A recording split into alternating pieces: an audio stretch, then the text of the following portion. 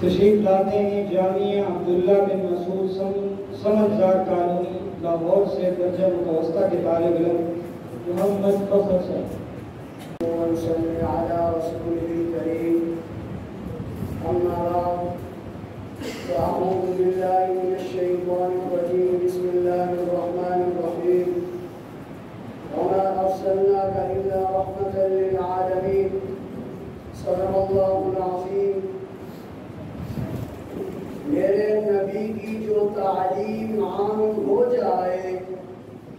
میرے نبی کی جو تعلیم عام ہو جائے،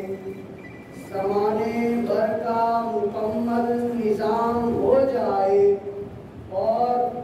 جو کرنی ہو جہانگیری تو محمد کی غلامی کر، جو کرنی ہو جہانگیری تو محمد کی غلامی کر، عرب کا تاج سر پہ رکھ، خدا بندے عجم ہو جا۔ میرے واجب الاحترام اساتذہ کرام اور عدل و انصاف کی نشست پر جلوہ افروز منصفین اعظام اور میرے ہم سفر ساتھیوں، السلام علیکم ورحمۃ اللہ تعالی وبرکاتہ۔ آج مجھے جس موضوع پر لب گشائی کرنے کا موقع ملا ہے وہ ہے اپنے عالم اور سیرت مصطفیٰ کریم صلی اللہ علیہ وسلم۔ اہل بصیرت حضرات، اس بات میں کوئی شک نہیں کہ اسلام خود بھی امن و سلامتی کا دین ہے اور دوسروں کو بھی امن و عافیت کے ساتھ رہنے کی تلقین کرتا ہے۔ اسلام کے اندر امن و سلامتی کی سب سے بڑی دلیل یہ ہے کہ اللہ تعالیٰ نے اپنے بھیجے ہوئے دین کا نام ہی اسلام پسند کیا ہے۔ چنانچہ ارشاد باری تعالیٰ ہے، ان الدین عند اللہ الاسلام، بے شک معتبر دین وہ ہے، بے شک معتبر دین تو اللہ کے نزدیک اسلام ہی ہے۔ جب سے کائنات رب السماوات والارض کی قدرت کاملہ سے وعرض وجود میں آئی ہے، تب سے لے کر اب تک نہیں بلکہ قیامت تک، ہاں قیامت تک اگر کوئی مثالی اور عزت اور تکریم کے لحاظ سے اولین اور بہترین وقت قرار دیا جا سکتا ہے تو وہ صرف اور صرف میرے اور آپ کے آقا دو عالم صلی اللہ علیہ وسلم کی ولادت باسعادت سے آغاز پذیر ہوتا ہے۔ اسلام کی آمد سے قبل کائنات آگ کی بتی کا منظر پیش کر رہی تھی۔ عرب معاشرے میں امن و امان اور اخوت و بھائی چارگی سے لوگ ناواقف تھے، یہاں تک کہ لوگ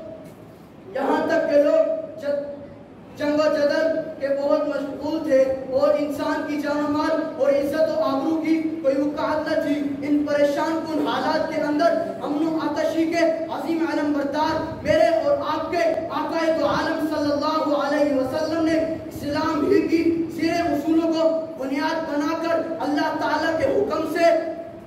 عرب قوم کی ڈوبتی کشتی کو پار لگایا اور اپنے حسن اخلاق سے عرب معاشرے کو امن کا گہوارہ بنایا، یہاں تک کہ لوگ آپ صلی اللہ علیہ وسلم کو نام محمد سے نہیں بلکہ صادق امین کہہ کر پکارتے تھے۔ اس کے بعد جب آپ صلی اللہ علیہ وسلم مدینہ تشریف لے گئے، امن کی مثال قائم کی، فتح مکہ کے موقع پر امن کی مثال قائم کی کہ جب مدینہ سے مکہ کی طرف روانہ تھے، راستے میں مر الزہران پر پڑاؤ ڈالا ہوا تھا کہ ابو سفیان جو بھی مسلمان نہ ہوئے تھے مکہ کی طرف سے آپ صلی اللہ علیہ وسلم کے لشکر کا پتہ لگانے نکلے تھے کہ حضرت عباس رضی اللہ تعالی عنہ نے انہیں دیکھ لیا اور پکڑ کر آپ صلی اللہ علیہ وسلم کی خدمت میں پیش کیا۔ آپ صلی اللہ علیہ وسلم نے انہیں امن دیا، صرف امن نہیں بلکہ عزت بھی دی۔ کہا جو ابو سفیان کے گھر میں داخل ہو جائے اسے امان ہے، جو مسجد حرام میں داخل ہو جائے اسے امان ہے، اور جو اپنے گھر کا دروازہ بند کر لے اسے امان ہے۔ صرف اتنا نہیں بلکہ بہت سے لوگوں کو امان دیا، جس میں سے ایک اکرمہ بن ابی جہل کہ یہ وہ اکرمہ تھا کہ جس کے بارے میں نبی کریم صلی اللہ علیہ وسلم نے فتح مکہ سے پہلے اپنے صحابہ سے کہا تھا جدھر ملے ادھر قتل کر دو، لیکن ان کو بھی امان دیا، بعد میں وہ مسلمان ہو گئے۔ آپ صلی اللہ علیہ وسلم نے تو اس عورت کو بھی امان دیا جس نے آپ کے چچا حضرت حمزہ رضی اللہ تعالیٰ عنہ کا جگر نکال کر اس کو چھپایا تھا، آپ صلی اللہ علیہ وسلم نے اسلام کے اندر اتنا امان رکھا ہے، اتنا امان رکھا ہے کہ اس کے اندر تو دشمنوں کو بھی امان ہے۔ اور 63 سالہ زندگی کائنات اور اہل کائنات کی ہر ضرورت کو علل اعلان اہل کائنات کے حوالے کر کے الیوم اکملت لکم کا مصداق ہو جاتی ہے، اور پھر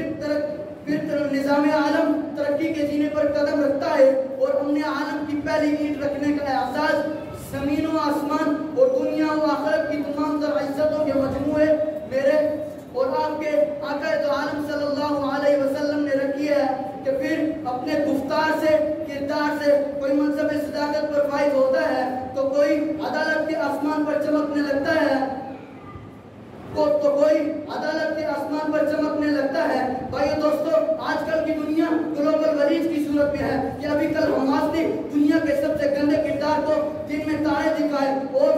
اسرائیل کے دندناتے ہوئے اسرائیل کو فلسطین انبیاء کی سرزمین سے ناکچ چنے چھپائے۔ واقعی الحمدللہ محمد کی غلامی دین حق کی شرط اول ہے، محمد کی غلامی دین حق کی شرط اول ہے، اسی میں ہو اگر خامی تو سب کچھ نامکمل